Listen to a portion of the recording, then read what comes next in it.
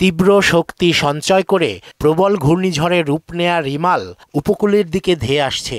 ঘন্টায় 10 কিলোমিটার বেগে অগ্রসর হওয়া ঘূর্ণিঝড়ের অগ্রভাগ বিকেল 3টা নাগাদ বাংলাদেশ উপকূলে আঘাত হানতে পারে।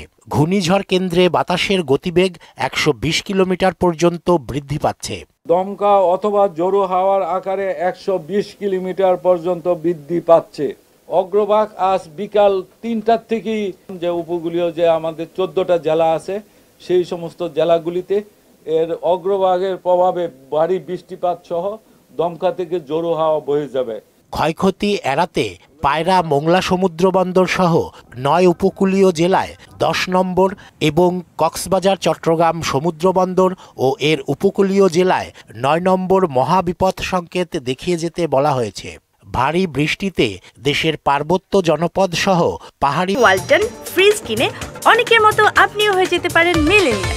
সেরা পণ্যের সেরা অফার। এই অঞ্চলে ভূমিধসের আশঙ্কা করা হচ্ছে।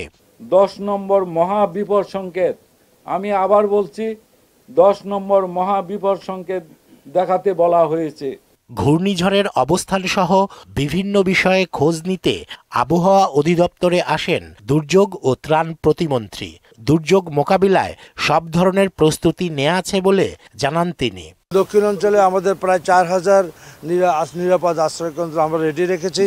এর বাইরেও আমরা সমস্ত শিক্ষা প্রতিষ্ঠানগুলিকে আমরা খোলা রেখেছি। এছাড়া আমাদের বিভিন্ন পশুর জন্য আমরা আমাদের মুজিব কেল্লাগুলিকে আমরা রেডি রেখেছি। ঘূর্ণিঝড়ের কারণে উপকূলে স্বাভাবিকের চেয়ে 8 থেকে 10 ফুট উচ্চতায় জলোচ্ছ্বাসের আশঙ্কা করছে আবহাওয়া অধিদপ্তর। রেজা খান, মোহনা সংবাদ, ঢাকা।